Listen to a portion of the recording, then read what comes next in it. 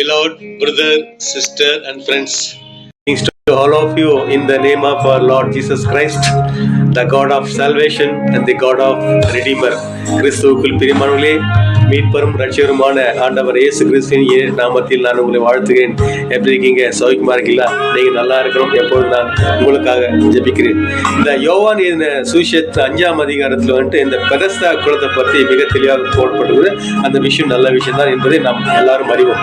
அந்த குளத்துக்கிட்ட ஏராளமான நோயாளியும் காத்துக்கிட்டு இருக்காங்க. சப்பானிங்க, கை கால் உள்ளவங்க, கண்ணு தெரியாதவங்க, அந்த சூம்பின உறுப்புள்ளவங்க, இந்த மாதிரி ஏராளமான நோயாளிகள் காத்துக்கிட்டு இருக்காங்க. அப்போ அந்த வழியா ஏசப்பா போகும்போது ஒருத்தனை குணப்படுத்திட்டு ஒரு அறிவுரையை சொல்றாரு. அதை நான் வாசிக்கிறேன். அந்த அறிவுரை, the word of God is written in the Gospel of John chapter 5 verses 14.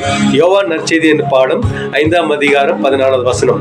இதோ நீ சொஸ்தமானாய், அதிக கேடானதொன்றும் உனக்கு வராதபடி இனி பாவம் செய்யாதே. Now you are all well, so stop sinning or something even worse may happen to you.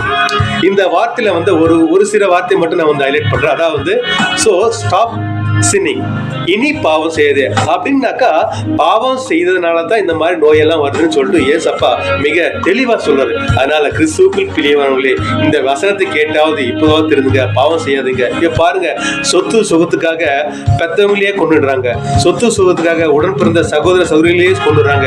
இப்படிப்பட்ட பாவமுள்ள காரியங்களை செய்யாதபடிக்கு மனம் திரும்பி இப்பொழுதாவது ஆண்டவரை ரட்சிகராக ஏற்றுக்கொள்வீர்களா?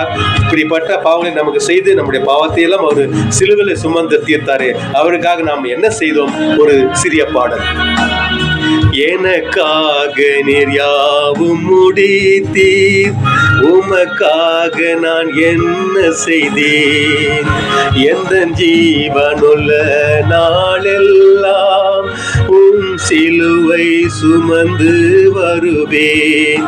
மாபாவியம் என்னை நினைக்க மன்னான மாத்திரம் ஐயா, மாபாவியம் என்னை நினைக்க மன்னான மாத்திரம் ஐயா.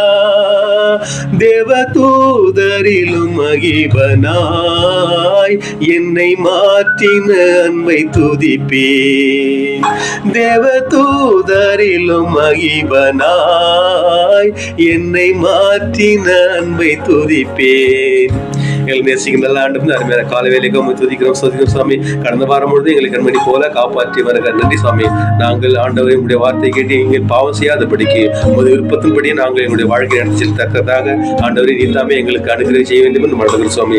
தொடர்ந்து இருக்கத்தாலும் ஆண்டவரை கிருபியாலும் எங்களுடைய தேவைகளை பூர்த்தி செய்து எங்களை வழிதல் வேண்டும் என்று எங்கள் கர்த்தரும் மீட்பரும் ஆகிய ஆண்டவர் இயேசு கிறிஸ்து மூலம் ஜெபிக்கிறோம் நல்ல பிதாவே. ஆமென், ஆமென். Thank you friends. In the next week, till then it is Arul from Bangalore. ஒரு சிறிய வேண்டுகோள், இந்த காலகட்டத்தில் வந்து நம்முடைய ஆரோக்கியமான ஒரு நல்ல சுத்தமான உணவை சாப்பிடுங்க, தேவையான உணவை சாப்பிடுங்க, நல்ல ஆரோக்கியத்துடன் வாழ வேண்டும் என்று வாழ்த்துகிறேன். நன்றி, வணக்கம்.